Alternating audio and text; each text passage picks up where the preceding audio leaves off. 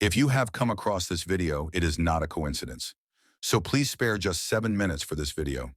Whoever you are, what you are about to hear will make you feel great, and it will change the way you see yourself forever. Are you ready? An old wise man, who went to the forest in the morning to think deeply, had withdrawn to the shade of an old tree. At that moment, he heard a crow perched on a dry branch crying. The wise man in a compassionate voice asked, "Why are you crying?" The crow's voice was heavy with despair. It said, "I am the most miserable of all creatures. Children throw stones at me. Dogs chase me from their yards. They tell me my feathers are red. I stay and still. People chase me. I wish I had never existed. I wish I could not exist." The wise man smiled understandingly and spoke after a moment of silence. "You can't control what others think or how they should treat you. If you wish for everything to go according to your desires and reality differs from your expectations, that's when you start to feel sad.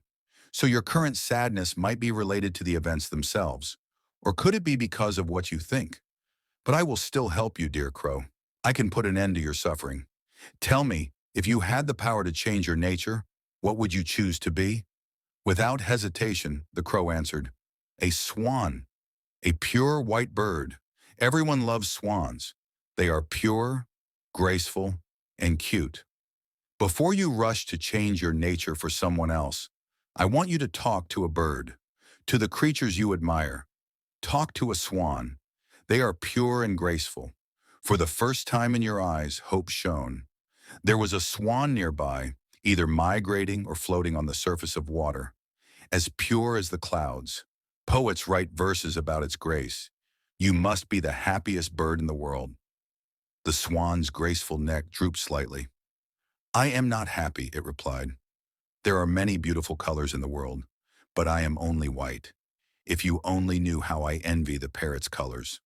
All day long I am white. Against the clouds I am nothing but white. I can hardly be seen, hardly remembered." The parrot, a magnificent bird adorned with rainbow feathers, said, "True happiness, only he must know." The crow then began to fly in search of a parrot. After a short while, he found a parrot in a flowering tree. He perched next to it and said, "You are so colorful and beautiful. You must be the happiest bird in the world." The silent parrot fluffed up its bright feathers and replied, "These colors are my curse. People cage us because of our beauty. Even in this forest, I live in constant fear of trappers. But the peacock is not like us. I think there is no bird that knows happiness better than the peacock. It is so magnificent. Not only is it beautiful, but people worship it and protect it." The crow flew for miles in a rush and hurried until he found the peacock in a temple garden. The temple visitors were offering flowers and food to this magnificent bird. Finally, the crow thought, "Finally, I have found a bird that is happy." When the people left, the crow approached the peacock and said, "Dear peacock, you are so beautiful. Thousands of people come here to see you. On the other hand, when people see me, they immediately get scared and run away. You must be the happiest bird in the world." But when the crowd dispersed, the truth came out. The peacock lived behind walls. Its feet were tied with gold chains. And as it walked toward its cage, it replied, "I used to think I was the most beautiful and happiest bird in the world. But because of my beauty, I am locked in this cage. They call it worship, but this is a prison of admiration.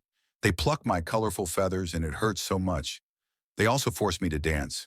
Do you know what I dream of, dear crow? I dream of flying freely and choosing my own way.